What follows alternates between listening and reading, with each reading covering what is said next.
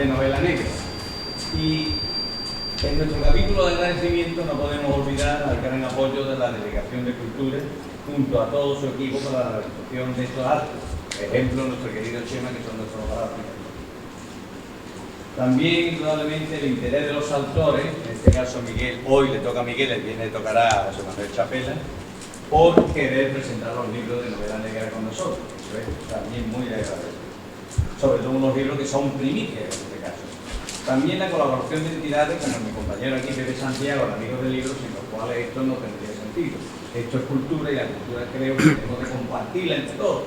Ustedes entenderán que es muy difícil. Y también la Fundación Medina Sidora, que no está aquí con nosotros, pero que también ha colaborado en este evento. Hecho por la difusión que nos hace también la televisión local, que gracias a él es nuestro notario de todas las cosas que hacemos. Es nuestro notario, no se enteraría absolutamente nada. Y a vosotros, querido público, porque sois fieles. Bueno, ayer os perdiste una película impresionante, que no sé si la habéis visto, ¿verdad, Pepe? El guardián invisible, pero la noche era mortal. Y llegó un momento que nosotros, yo los pies no los tendría, porque la película duró 2 horas y 8 minutos. En fin, nuestro interés por esta jornada viene con la intención de que este género prosiga su marcha ascendente en la elección de los lectores. Pues que nos entretenga y nos divierta. Y si además le suma una buena intriga, un recorrido por una ciudad y sus bajos fondos y una sociedad al descubierto, tendremos por tanto la novela. El próximo, os digo que el próximo viernes, que tenemos el final de la jornada, vamos a hacer un homenaje sencillo a un señor que tenía una librería en Barcelona, que no sé si lo que está ahí, Paco Camarasa, que a ese fue el que empezó en España con la novela negra, que ha muerto ya y este año con nosotros lo queremos hacer. Muchas gracias, Dachine y Pepe, que digan.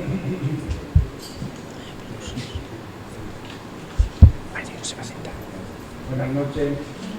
Pues sí, colaborador, organizador conjuntamente con Manolo en estos actos de la jornada de novela negra. Siempre que podemos colaboramos las dos asociaciones y estamos con ustedes menos, porque además ya es una tradición. Muchísimas gracias a todos ustedes por su asistencia y ahora paso a la mesa para hacer mi intervención en donde entrarán desde los agradecimientos hasta unas palabritas para el autor y para la presentadora de autores de su.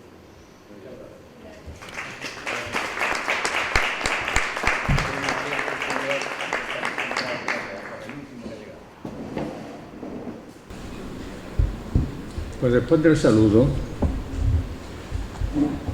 voy a empezar por presentarme. Yo soy Santiago Miranda, para los que no me conocen. Soy el presidente de la Asociación Cultural Luis de Aguilar, de Amigos del Libro y las Bibliotecas. Y en nombre de la asociación, pues estoy aquí para hablarles a ustedes de lo que les he comentado antes. En primer lugar, quiero hablar de los agradecimientos, aparte ya del que ha hecho Manolo. Agradecimientos que son más sentidos y más emotivos incluso cuando los que nos preocupamos de organizar actos culturales vemos que se corresponde por parte de quienes son los intervinientes y sobre todo por parte de quienes asisten a los mismos. Ya se lo dije antes y no será la primera vez que dé las gracias a ustedes por su asistencia.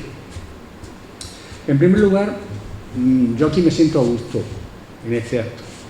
Me siento a gusto y agradecido a Manolo Reyes por contar con nosotros para coorganizar la jornada un año más. Jornadas que son ya una tradición en el Ateneo. Agradecimiento al excelentísimo Ayuntamiento de Sanlúcar de Barrameda por su colaboración con nosotros, aportando el personal y los medios técnicos de toda índole, audiovisuales fundamentalmente, para hacer llegar a las personas interesadas los objetivos y los actos previstos para esta jornada. Agradecimiento a la gerencia de Bodega Argüeso en la persona del gerente de esta bodega en concreto, porque nos cede este gran lugar, este espacioso, luminoso, agradable, evocador lugar tan familiarizado ya con actos culturales, con eventos culturales, porque es una tradición en ello, una constante en esta entidad bodeguera, el colaborar con las entidades culturales para eso, para difundir la cultura en nuestra localidad. Agradecimiento finalmente para los escritores, conferenciantes, cuantas personas intervienen aportando sus conocimientos, aportando su inquietud y que en definitiva son la esencia de estas jornadas, ¿no? Son verdaderamente el alma de esta jornada. Paso a hablar un poquito de Miguel Ángel, aunque extensamente lo hará Mari Carmen. Miguel Ángel nace en Barcelona en el año 1972, de familia sanluqueña. Es profesor superior de flauta travesera en Sanlúcar de Barrameda. Imparte música, enseñanzas de música en centros de enseñanza secundaria desde 1998. Sí. Yo te conocí casi un chiquillo. No te delates con la edad. Y ya en el 98 ya lo teníamos de colega. Desde temprana edad, Miguel Ángel, junto a sus estudios musicales, muestra una clara inclinación por todo lo que sea la creación literaria y el mundo de la literatura en general. En el 1991 hizo el pregón en la Semana del Libro en La Algaida. En su haber tiene el tercer premio de poesía organizado por la Biblioteca Municipal de Rocata de Mar en el 1995. El tercer premio de relatos cortos, José Luis Acquaroni, en Sanlúcar de Barrameda en 1997, premio que organizaban Picacho, el Instituto Francisco Pacheco, y fue finalista en el concurso Grupo MTM, que no sé lo que significa, lo he leído en tu currículum. Fue finalista en este concurso de relatos en 2015. Además de escritores, articulista. Ha colaborado muchas veces en el periódico de San Lucas Información. Ocupó una columna que dedicaba a la música. Su primera obra fue el poemario Versos Desenterrados, publicado por una editorial valenciana, Red Paradise, en abril de 2018. Y ese mismo año, Mi ascenso, tu muerte, que es su primera novela negra, publicada en agosto de ese mismo año, y le siguió en el 2019 Tu corazón, mi venganza, que fue la segunda parte de la anterior. Fueron publicadas ambas por Romeo Ediciones de Tenerife. Las tres obras están presentes tanto en la plataforma Amazon como en numerosas librerías. En este tiempo ha ido presentando su obra por diferentes lugares de la geografía andaluza. Ha estado presente en ferias del libro de la comunidad, en mesas redondas de novela negra y además haciendo presentaciones, conciertos. Este formato novedoso ha sido llevado a cabo gracias a su doble faceta de escritor y de músico. Hoy Miguel Ángel está aquí para presentarnos su última novela, El sonámbulo de la sombra, publicado en este 2021 por la editorial Se Leer. Muchas gracias una vez más. Y paso a comentar a ustedes algo sobre el currículum de la presentadora del autor y sobre todo de la obra que aquí se trae hoy. Carmina Bellido. Persona relevante, relevante, en la actividad de hoy. Paso a comentarles algunas facetas de quien será la presentadora. Carmina nació y vivió siempre en Barcelona, aunque sus padres y su familia son originarios de Sanlúcar de Barrameda. Y por ello, desde su corta edad, han sido constantes las visitas a esta localidad gaditana hasta el día de hoy. Entre otras personas, la conocemos bien en Sanlúcar, quienes dedicamos tiempo y ganas a la promoción aquí de la cultura. Apasionada siempre por la literatura,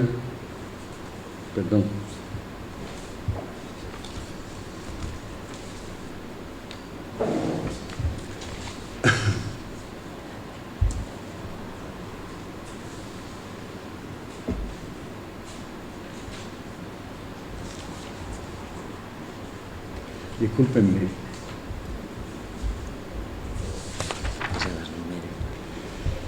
Apasionada siempre por la literatura, dice que no sabe si ha sido gracias a los cuentos e historias que desde su infancia le contaron su madre y su abuela, o si fue por los libros que en su adolescencia le regalaron sus hermanos, y lo cito textualmente, son sus palabras: por la naturaleza y el don que nos ponen los genes para pasar páginas o crearlas, mediante la mirada sensible que caracteriza a la cultura y al arte, y que el tiempo, experto en madurez, estimula, alimenta y engrosa. Esa pasión le ha llevado a estudiar y a licenciarse en Filología Castellana en la Universidad de Barcelona. Y de ahí, dice ella, con esa capacidad que tiene para la metáfora, y de ahí crucé el umbral de la enseñanza, entré en ella y dediqué 20 años de mi vida a ser docente de educación secundaria. Siempre lo hizo en el mismo centro educativo, UNITEC, en pleno corazón de Barcelona. Junto a la enseñanza de literatura castellana, pasión creciente día a día, surgió otra pasión en ella, la investigación literaria. O como ella dice muy expresivamente, el escudriñamiento de escritores y poetas, que le sirvieron para escribir y publicar libros que fueran herramienta esencial para los alumnos en su bagaje de bachillerato y de la prueba de selectividad. Docente. La docencia imprime carácter y se nota. La colección Cuadernos de Selectividad, editorial Alhambra, el primero de ellos, sobre la poesía de Pedro Salinas. En la editorial Octaedro se fueron añadiendo otros sobre la poesía de Antonio Machado, artículos de Mariano José de Larra, rimas y leyendas de Gustavo Adolfo Bécquer, El Romancero. Conferencias. Las conferencias también han formado parte de su andadura por las letras. Y otra vez su metáfora, y cito textualmente: en el Centro Cervantes de Barcelona también cruzaron la puerta conmigo poetas como Antonio Machado, Pedro Salinas. Y ya en Sanlúcar, y ya en el sur, donde dice haber heredado parte de su educación y de su ser. Sanlúcar, prolija ella a cada párrafo en sus metáforas, nos dice: Sanlúcar ha sido en este último tiempo puerto de mar, donde he anclado también mi gusto por el mundo de las letras. En ella ha presentado libros de escritores de esa localidad. Por orden cronológico, citar Como llueve en la despedida, del escritor y articulista de periódicos Luis Miguel Fuentes, el libro de poesía de Juan Antonio Gallardo titulado Correspondencias, y del mismo autor el libro de poemas ¿Te acuerdas de nosotros?, el poemario de Cristóbal Puebla, Detrás tuyo corriendo, el libro de Juan José García Rodríguez, Dolor, madera y barro, trilogía barroca, en la ciudad de Chipiona. En la ciudad de Cádiz y en Jerez, el libro de ensayo poético de María Regla Prieto Corbalán, Extraños pájaros. Otra de sus aficiones le lleva a presentaciones cinematográficas, polifacética ella. Aquí en Sanlúcar de Barrameda, en el Palacio de Medina Sidonia, a propósito del Día Internacional de la Mujer, presentó El día que más te quise y Mírame. Ese gusto por el cine se extiende a otros campos de la cultura, del que es impulsora, coordinadora y presentadora en actividades de cineforum, de novelas y poesía de autores de historia de la literatura, y de música en la Mandrágora de Sanlúcar de Barrameda. Por último, destacar que es este sur el que ahora inspira escritos o poemas que ya son de su cosecha particular, personal, y los que dice textualmente evocadora y cordial, y de los que le estoy dando forma con estos aires de poniente o de levante, y que vienen gratamente salpicados también, no solo por mi andadura en esta tierra, sino por los amigos que me acompañan en ella. Muchas gracias.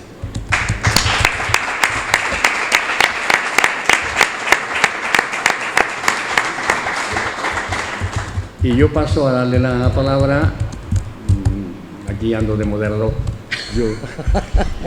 A los dos protagonistas de la noche, a los verdaderos protagonistas de la noche. Empiezo con el Carmen Bellido, que nos va a hablar, como dije antes, de la personalidad y de la obra literaria concreta de hoy, de Miguel Ángel.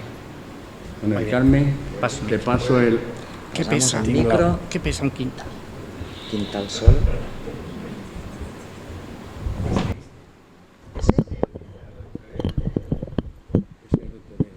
Hola, sí, se oye.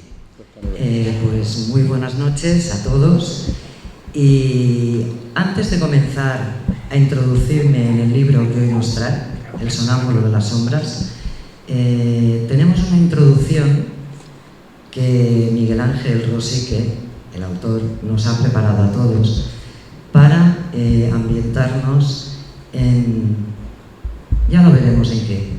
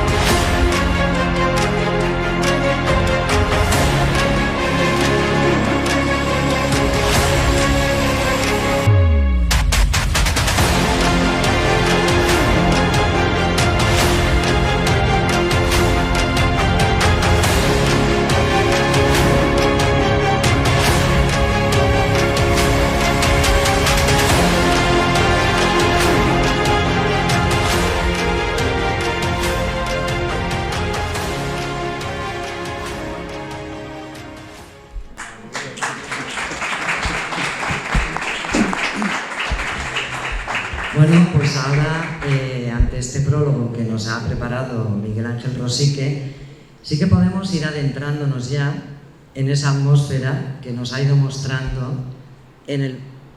¿A mí? En el vídeo. Entonces, yo necesito una cosa. Para seguir entrando en lo que va a ser este libro, que es el misterio, el terror, el suspense, etcétera, etcétera, voy a pedirles, o voy a tener la osadía de pedirles, que si aquí han dicho que los presentadores o éramos los protagonistas, los sentados en esta mesa, yo voy a pedir que todos seamos los protagonistas, porque todos vamos a presentar este acto.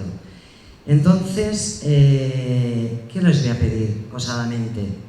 Que se imaginen que están alrededor de una hoguera encendida, al calor de un fuego, por la noche, porque estos relatos, y encima estando en la Semana Negra Cultural, vienen desde antiguo, desde la oralidad.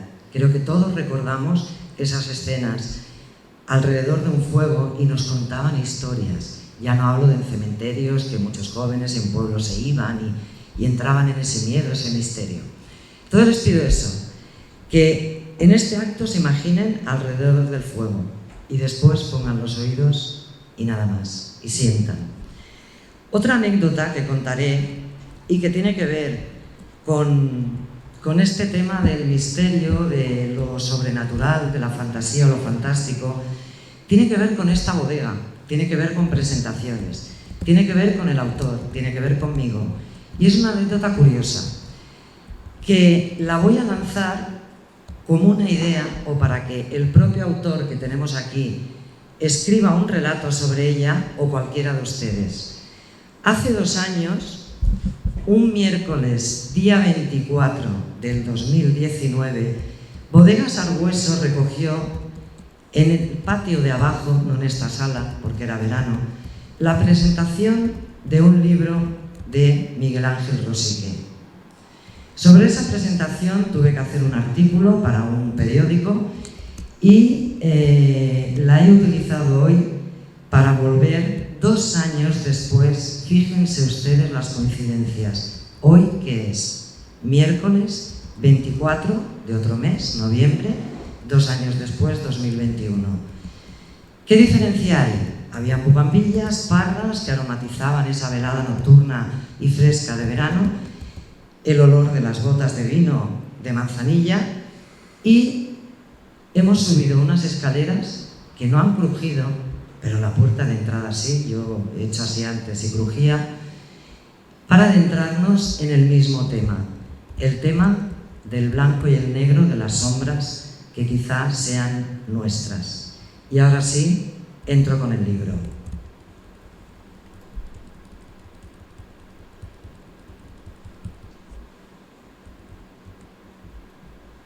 Y me pongo las gafas. Pues hoy es un 24 de noviembre de 2021, un miércoles suavizado por un otoño caprichoso.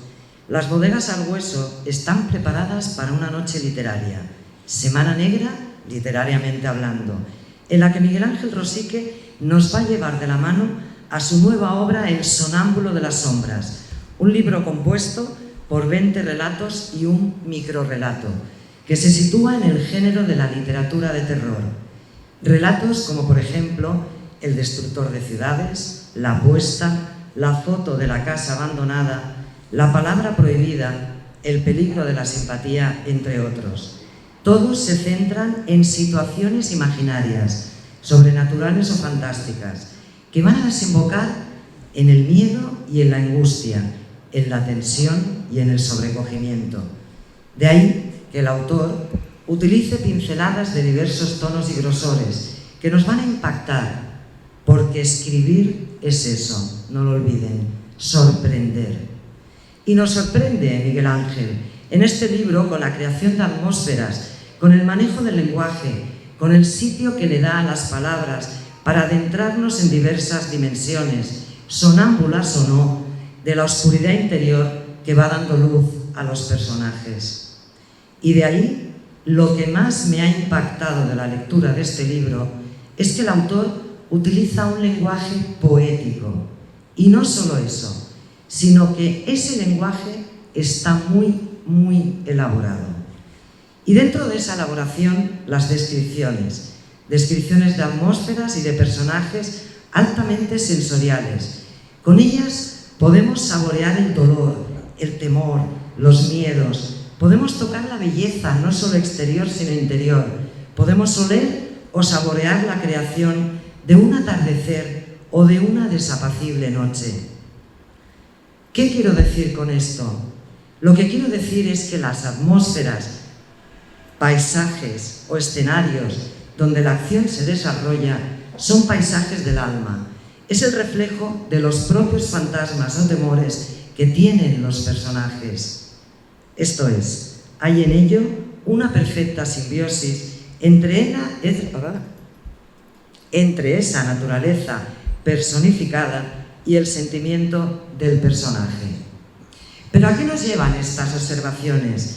Nos llevan a pensar en algo muy importante, que el acto de escribir no es inspiración, ni conocimiento, ni razonamiento. El acto de escribir es más, es plenamente lenguaje.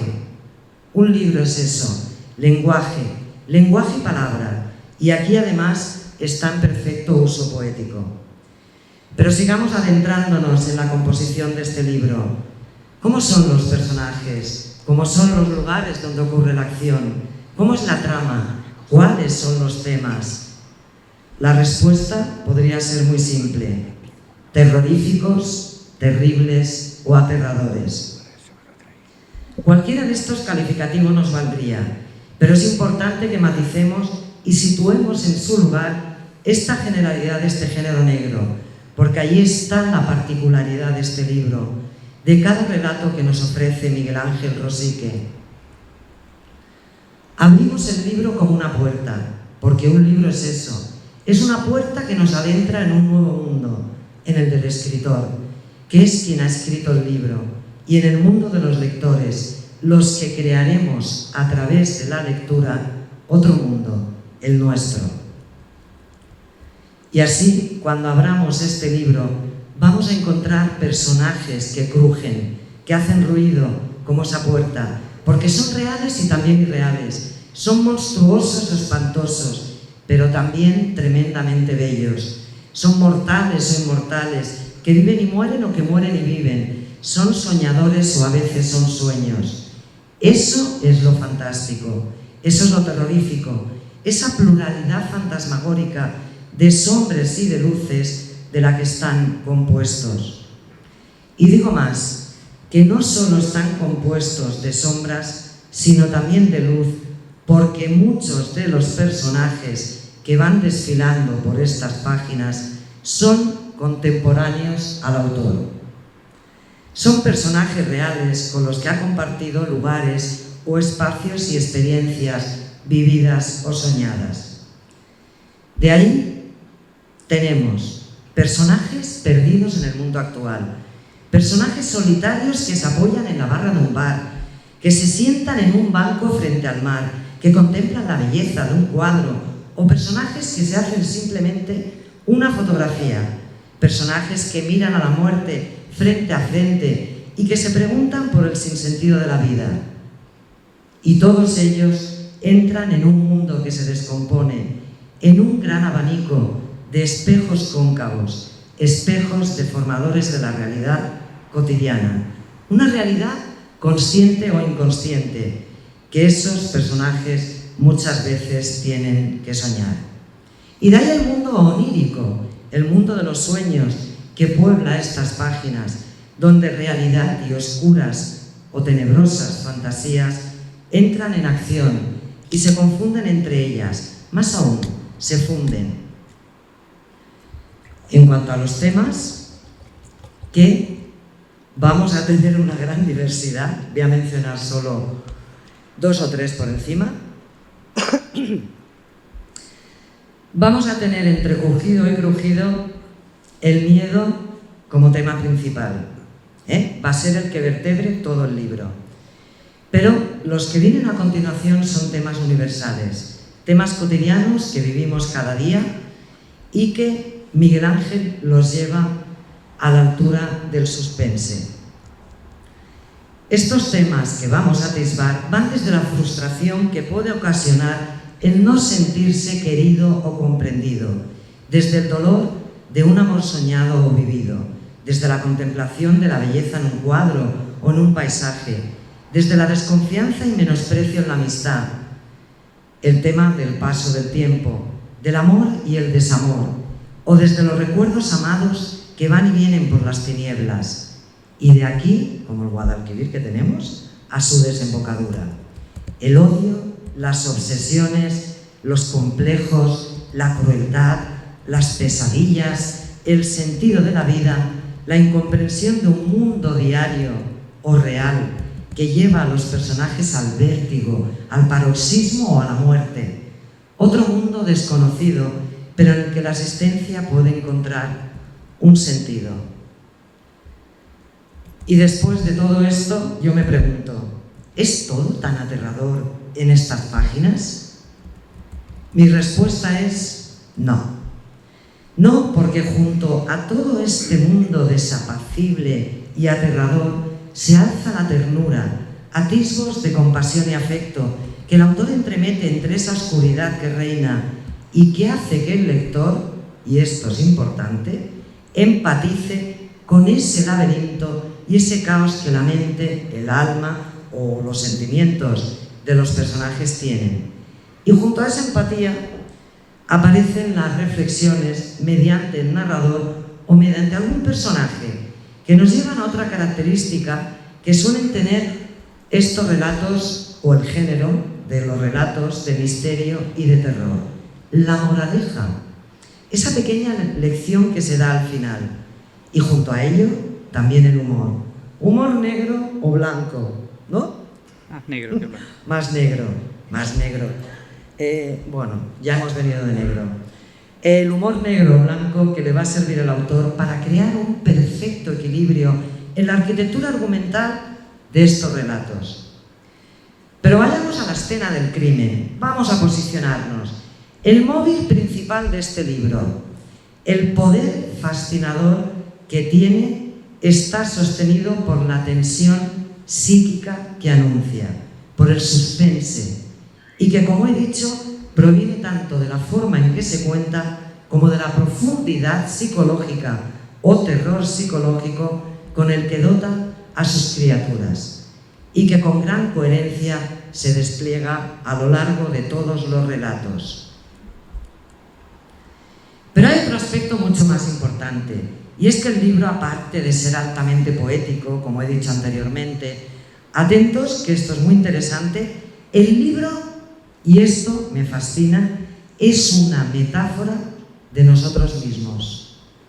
¿Qué quiere decir eso? Es una metáfora de nuestros fantasmas, de esa otra cara, como la de la luna, que permanece oculta y que por razones que a veces desconocemos o que escapan a nuestra razón, surgen sin más explicaciones, y es cuando lo racional y lo irracional se pierden o se confunden entre sus propios límites. En suma, este libro de relatos nos lleva, aparte de la distracción y al disfrute con diversos tipos de relatos misteriosos, fantásticos y terroríficos, nos lleva, y eso es muy importante también, a un profundo análisis introspectivo del ser humano y de sus fantasmas. Porque el hombre, en un momento de su historia, reconoce que no puede manejar las cosas, porque las cosas son manejadas por otros seres magníficos, aterradores y caprichosos, a los que había que implorar y propiciar para que ellos las manejaran por él. El hombre siempre hemos luchado contra las tinieblas, y éstas se alejan del mundo de la razón, como Goya ya nos mostró en sus pinturas negras. El sueño de la razón es quien da forma a los monstruos. Y esta es la metáfora sobre la que se cimienta este libro, la lucha con uno mismo.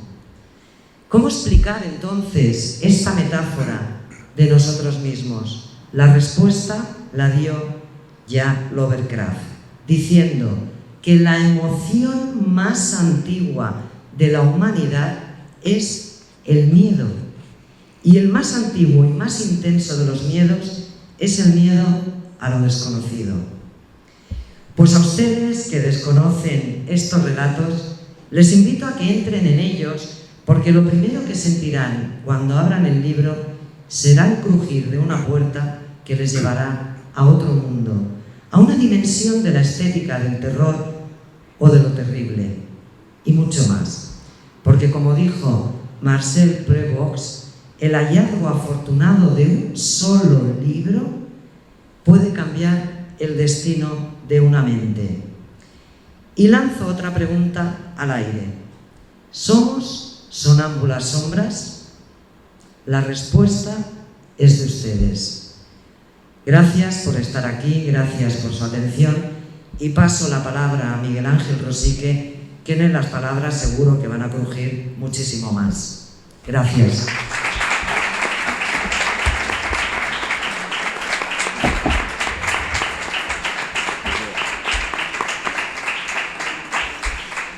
Bueno, pues muchísimas gracias como siempre, deslumbrante en su presentación, Carmina. Siempre es un derroche de conocimiento y, en fin, que da gusto tenerla al lado. Gracias. Muchas veces los que escribimos, en las presentaciones tenemos que parece que los agradecimientos que damos son muy largos o son excesivos, pero realmente no lo son. Publicar un libro es un camino largo de mucho trabajo, muchas horas, muchas dudas, muchas páginas desechadas, muchas veces que a lo mejor no consideras tu trabajo como con la suficiente calidad, que en fin, que puedes dudar. Y entonces ahí donde están las personas que te impulsan, que te apoyan, que te dan aliento, ¿no? Y bueno, la verdad es que yo me considero afortunado porque tengo a mi alrededor personas pues, que me han apoyado y que son partícipes de esta publicación. Bueno, yendo así un poco en orden, en primer lugar al excelentísimo Ayuntamiento de Sanlúcar y al Ateneo, que bueno, gracias a ellos estamos aquí, ¿no? Bueno, personalizado en Manolo Reyes, por su buena disposición siempre en pos de la literatura en nuestra ciudad. Lleva una larga trayectoria demostrando eso, y particularmente conmigo en cuanto a las propuestas literarias que he ido haciendo a lo largo de estos años. Siempre ha estado ahí y tengo que agradecérselo muchísimo. También hacer mención del apoyo de asociaciones culturales como Amigos del Libro, con su presidente Pepe Santiago, como presentador de esta noche literaria, y, bueno, y a la Fundación Casa Medina Sidonia. Publicar un trabajo como este, que seguro que es mejorable en algunos aspectos, pero del cual estoy orgulloso, sería imposible sin tener a mi alrededor, como decía antes, el aliento desinteresado y entusiasta hacia mis propuestas e inquietudes de un conjunto de personas que me han ayudado a pulirlo y darle brillo. Voy a leer los agradecimientos cortitos que hay al principio del libro. El primer agradecimiento que aparece, que los que tengáis el libro lo veréis. Agradezco a Rafael Humanes, que está aquí con nosotros, sus consejos, propuestas y puntos de vista respecto a este libro de relatos del que ha sido partícipe.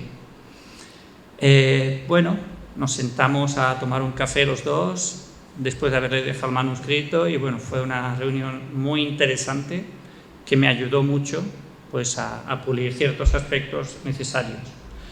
¿Qué decir de la amiga Carmina Bellido? Mil gracias por tus amables y sinceras correcciones, sin duda alguna reflejadas tus pinceladas en estas páginas, mi trabajo luce mejor. O sea, gracias. Así es.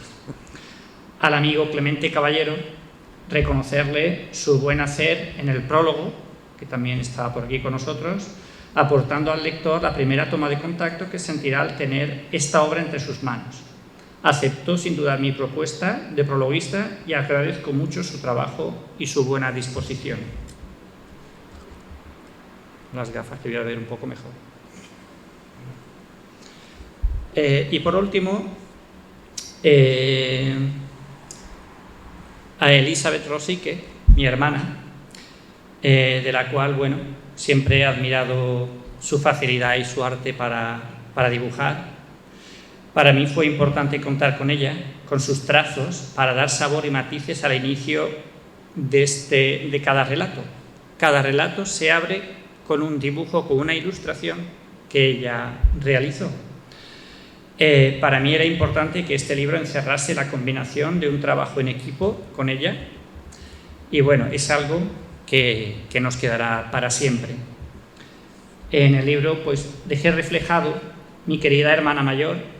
Quiero darle las gracias por su colaboración desinteresada en este libro. Sus ilustraciones al principio de cada uno de los relatos, a modo de condimento, aportan a cada historia un toque especial.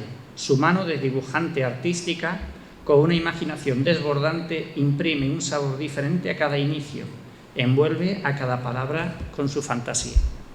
Entonces, bueno, para mí es un gusto tenerla en este trabajo, ¿no?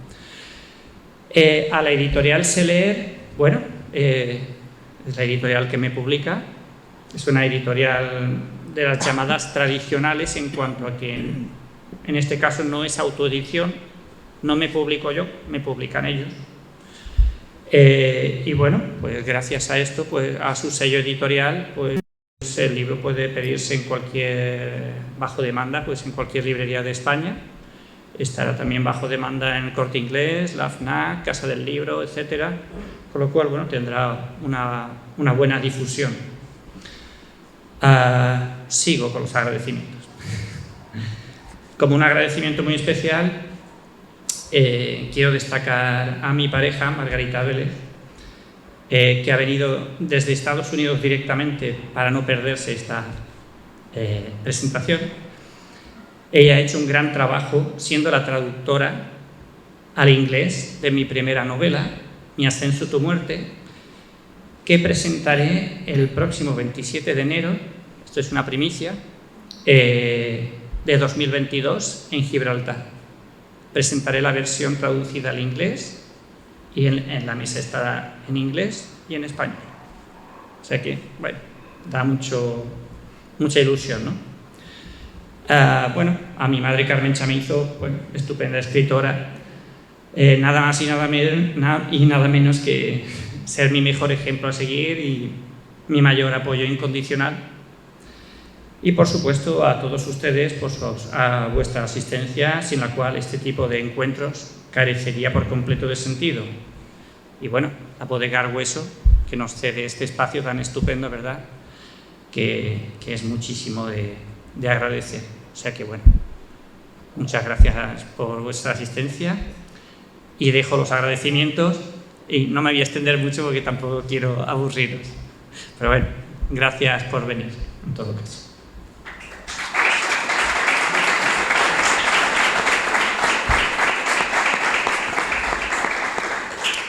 Muchas veces está la pregunta de cómo surgen estos relatos, cuándo surgen, ¿no?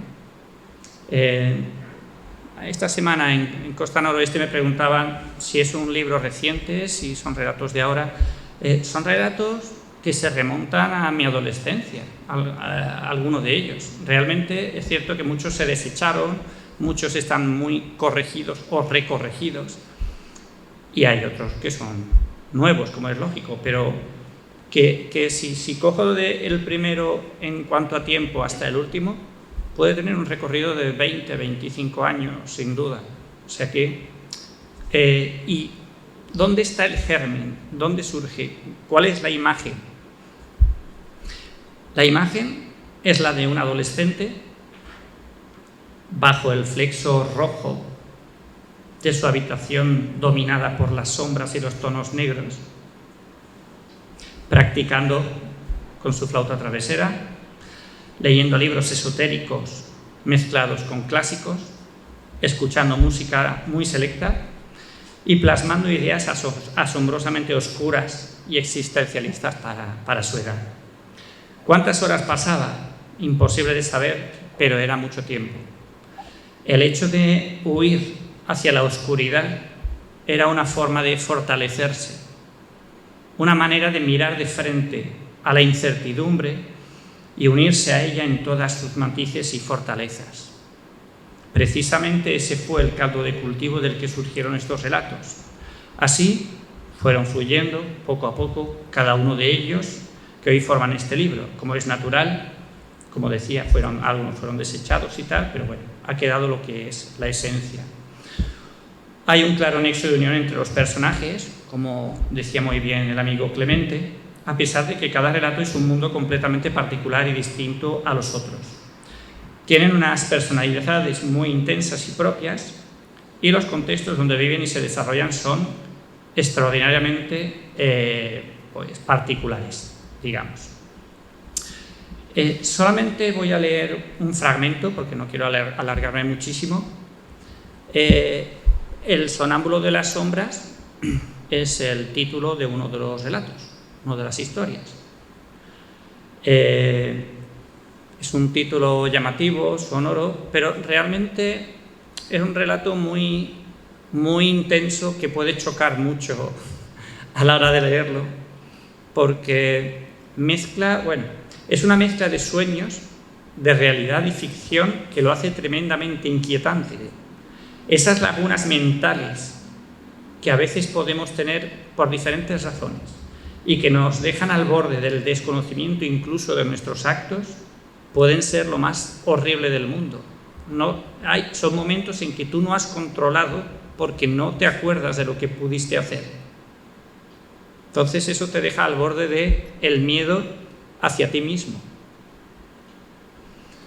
Entonces leo un pequeño fragmento de este relato y bueno, después pasamos. Pregunta si siguen alrededor de la hoguera. ¿Seguís alrededor de la hoguera? ¿Estáis? Sí, ¿no? Bueno, ahora es cuando viene el relato de la hoguera. Por eso. Es un fragmentito, un párrafo nada más, no os asustéis. No debiste hacer eso, César. e hizo un breve silencio tenso y seco. Cuando te golpeó, tus ojos brillaron de una manera que nunca había visto. Tus músculos se tensaron extrañamente, como contraídos, y en un arrebato de ira, completamente descontrolado, cogiste uno de los grandes y afilados cuchillos de cocina y apuñalaste a José varias veces en el pecho. No debiste hacer eso. Sole y yo tratamos de impedir que siguieras haciéndolo, detenerte de alguna manera, y en tu febril reacción nos apuñalaste brutalmente a nosotras también, sin piedad, César, completamente loco y fuera de ti. Apenas tuvimos tiempo de reaccionar. No nos diste ninguna oportunidad. Bueno.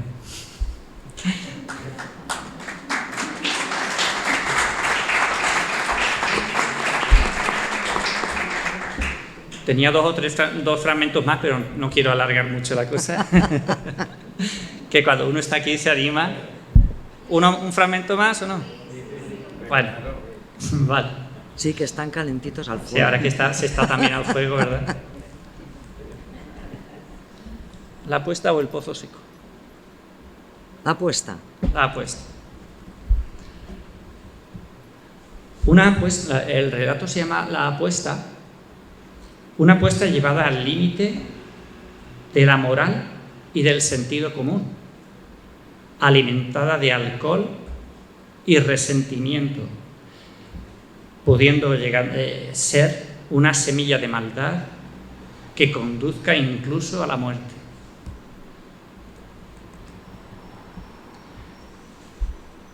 La sombra que se había asomado a la fosa no era otra que la de un árbol tras el cual la luz de la luna proyectaba su reflejo. Eso fue lo que provocó aquella figura alargada que tanto miedo le había producido instantes antes y que tanta tensión le seguía imprimiendo a la situación. Al fin, consiguió salir de aquel hoyo, no sin gran esfuerzo. Se sentía magullado por todos lados. Su cabeza sangraba por la frente y su espalda y su hombro derecho estaban muy doloridos. Se animó un poco al comprender que ya faltaba poco para terminar la locura. Estaba cerca de la fosa del asesino. ¿Puedo preguntarte una cosa sobre este? Le voy a hacer una pregunta sobre este artículo, porque ya he dicho que se titula La apuesta. ¿Dónde se hace esa apuesta? ¿En qué lugar? Tiene lugar en un bar.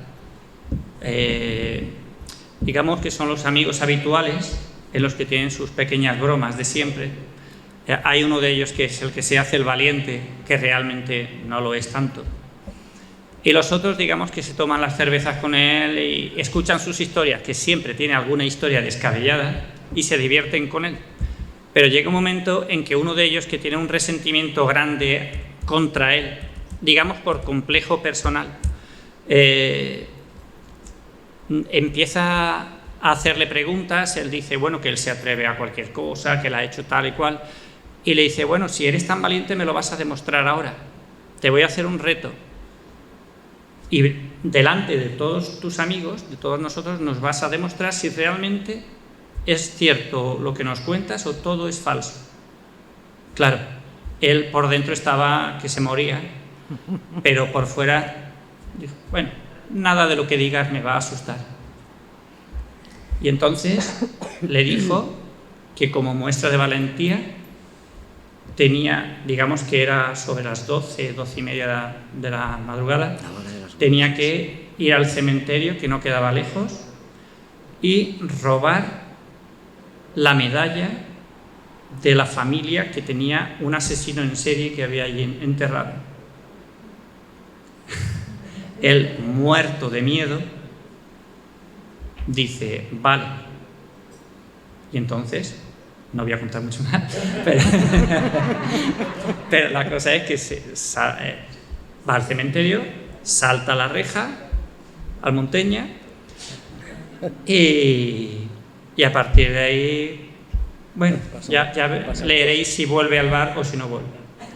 Pasan cosas, a partir de ahí pasan cosas. Pasan cosas, sí. Y bueno, para cerrar el acto,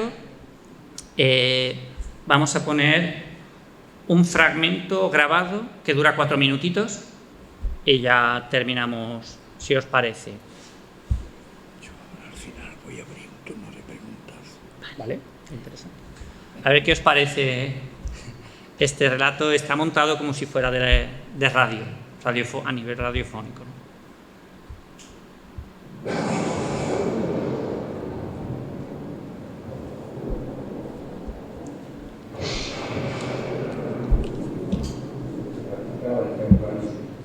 Algo repulsivo y pavoroso. No se entiende. También que disfrutaba con el sufrimiento de los demás y que era un maestro en torturas y hechizos. El personaje tenebroso volvía a su casa de madrugada, pero en esta ocasión cambió un poco su dirección y se encaminó como la sombra de una lápida que se mueve con la luz de la luna hacia la casa de su vecino. Era un fragmento del tren de la vida. La puerta se abrió sin que llegase a tocar. Enternecernos. Con solo adelantar ligeramente la mano, esta había obedecido a su mandato. El vecino, con manos temblorosas e inquietas, seguía escribiendo una carta a su mejor amigo, mientras notaba cada vez más cerca la presencia del aniquilador. Era algo que se recibía en Darío. Oh, no, debería haberme ido antes. ¿Qué voy a hacer ahora? Por favor, Simón, si alguna vez llega esta carta a tus manos y así comprendes lo que me ha pasado, ve a la iglesia y reza unas oraciones por mí, si es que esto sirve de algo a mi pobre alma. Y si alguna vez aparece mi cuerpo o los restos de este, quémalo y esparce las cenizas sobre la tierra santificada de un cementerio, en una fosa abierta, porque creo que el sufrimiento va a ser mi destino. Al volver a casa he sentido en la noche unas manos, un viento que me envolvía, pero muy diferente de siempre. Notaba que si una multitud de seres procedentes de otra dimensión, de otro mundo, me siguiesen muy de cerca. Escuchaba los murmullos y risas lejanas y rostros confundidos en las sombras que me miraban sin pausa. Un aire caliente me ahogaba en vida. Mientras Pedro se sentía amenazado por el miedo, sin dejar de escribir como un loco, apresurado, ignorando el porqué y sabiendo en el fondo que esto no le serviría de nada, el vecino se introdujo en su habitación. Se deslizaba a un palmo del suelo y avanzaba progresivamente. Parecía un muñeco de cera de una sección de terror. Al mirarle a los ojos, Pedro perdió la conciencia y la voluntad, y lo siguió como el cordero que se dirige al matadero sin posibilidad de salvación. Y esa noche, los gritos fueron más desesperados, desgarradores y lastimeros que nunca. Nadie pudo escapar. Fueron desapareciendo uno a uno todos los habitantes. Las casas se fueron quedando vacías y las calles muertas. Están entrando Todo el mundo acabó pereciendo en accidentes o pasando por la casa del destructor de ciudades. Al cabo de unos meses, el pueblo se hallaba completamente desierto. Se había convertido en un sitio fantasmal en el que fueron apareciendo unas personas muy extrañas. Eran unos habitantes sin expresión, sin voluntad y sin destino.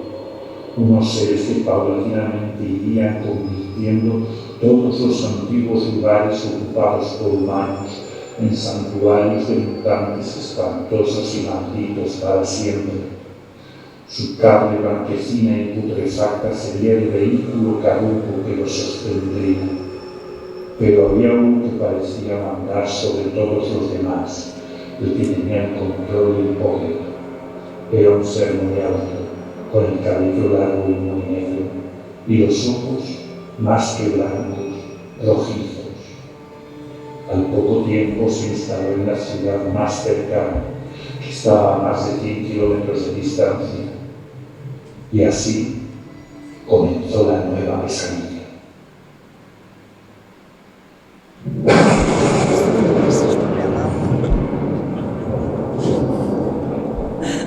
Esto es avisa. ¡Qué susto! Nos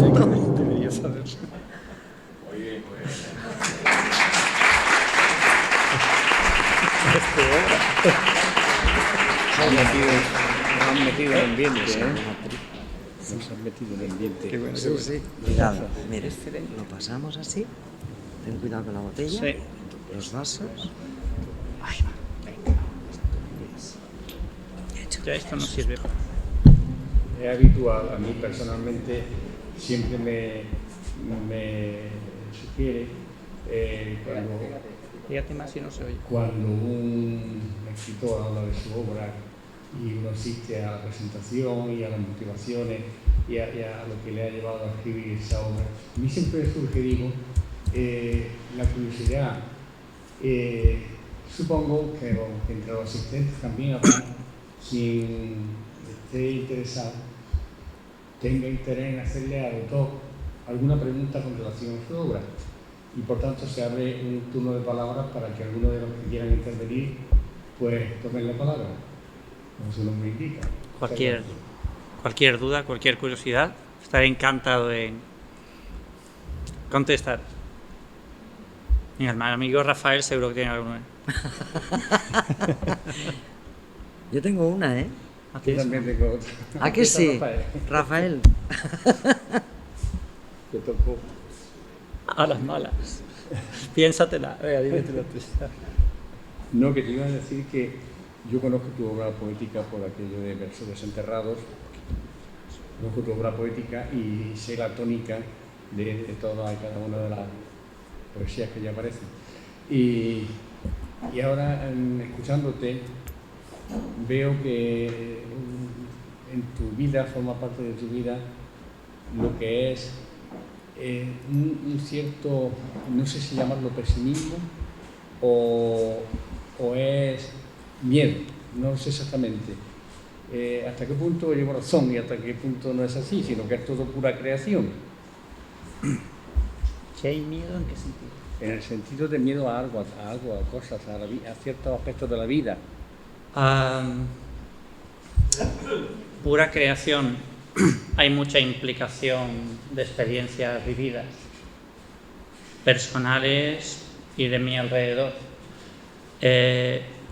Realmente el miedo, el suspense, la violencia es algo que tenemos a nuestro alrededor. Muchas veces queremos cubrirlo y queremos hacer como si todo fuera más blando, ¿no? Y decimos, hay que ver las noticias que salen en el telediario, pero realmente no es que salgan, es que hay cientos, están ahí, y hay horrores por todos lados. Entonces, bueno, el horror a veces hay dos formas de tomarlo, o lo escondes o lo hablas, y yo creo que hablarlo es una forma de afrontarlo. Entonces, bueno, cuando el vértigo te persigue, si lo miras de frente, a lo mejor lo vences. Mejor, ¿no? Lo vences. Lo ves.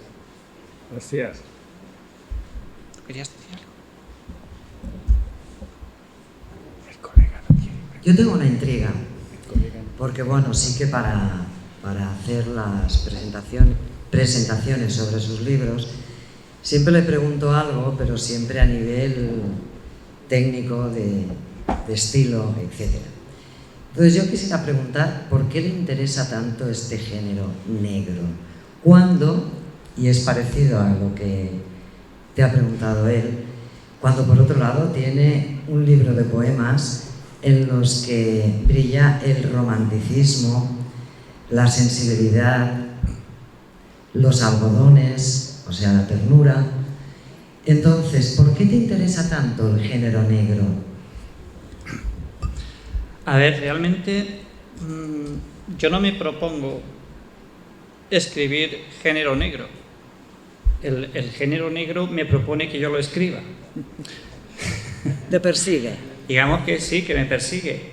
pero mi madre me conoce un poquito, sabe de qué habla. Es algo de siempre, es algo de siempre, y de siempre no digo de adolescente y en fin. A mí, por ejemplo, bueno, todo lo que tenía que ver con el esoterismo, la oscuridad, temas que a todos nos llaman la atención, la muerte, ¿no? El sentimiento de alguien que mata a una persona, su conciencia, porque el hecho ese de pensar que nuestra conciencia es universal, ¿no? Entonces, alguien que mata a otra persona tiene que sentirse mal porque nosotros nos sentiríamos mal, pero eso no funciona así. Entonces, hay muchos tipos de conciencia. Entonces, a ver, es un género que a mí me llama, que yo necesito sacar. Y claro, como bien dice, sí, el que ha leído mi libro de poesía y ahora coge el libro de relatos, pues es el blanco más blanco con el negro más negro. Pero digamos que yo tengo yo no soy de gris, yo soy de muy blanco o de muy negro. Pero lo que sí es verdad que decía Carmina es que mis personajes, si quitamos la anécdota de la sangre, la anécdota de la fosa, realmente los personajes tienen una conciencia muy grande. Sí. Los personajes se preocupan por sus seres queridos. En el pozo seco, imaginaros, ¿no? Se despierta y no sabe dónde está y se encuentra y mira hacia arriba y ve un agujero de luz arriba. No sabe qué hace ahí hasta que se da cuenta que lleva unas horas caído en el fondo de un pozo seco.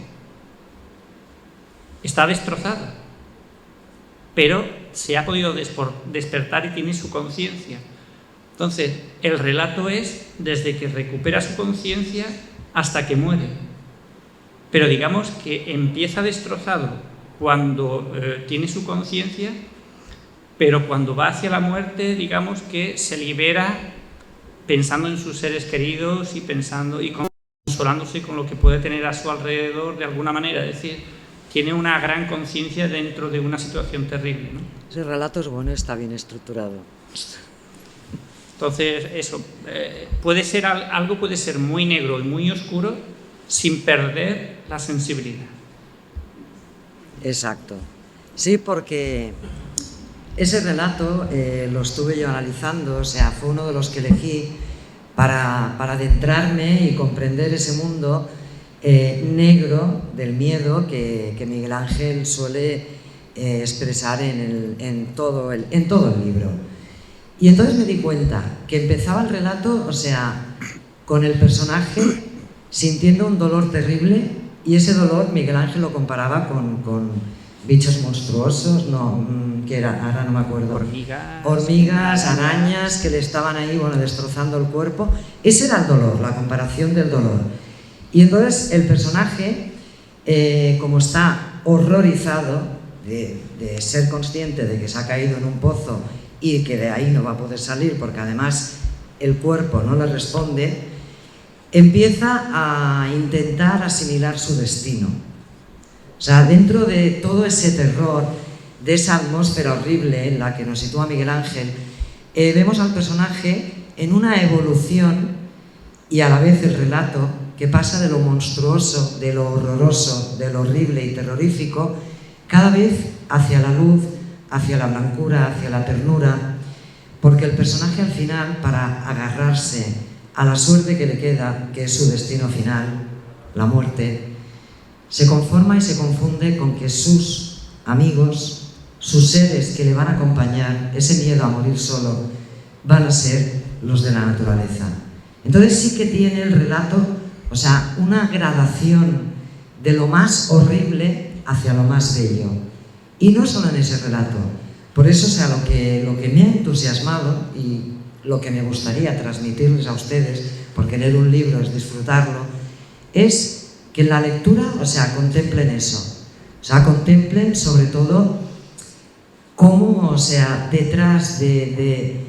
dentro de cada palabra que hay en un libro se esconde, o sea, un trasfondo, y en el caso de estos relatos de Miguel Ángel, un trasfondo sobre la existencia humana, sobre el sentido de la vida, sobre el tiempo que se nos va, etcétera, etcétera.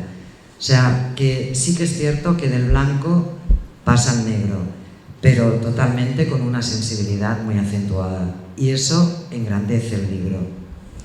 Bueno, pues para cerrar el acto, que si no nos venimos arriba y no acabamos, estaré encantado de firmaros el libro a los que lo tengáis y ahora tomamos una copita juntos y ya está. Muchas gracias por vuestra asistencia. Gracias a todos. Muchas gracias. Eso deja aquí publicado.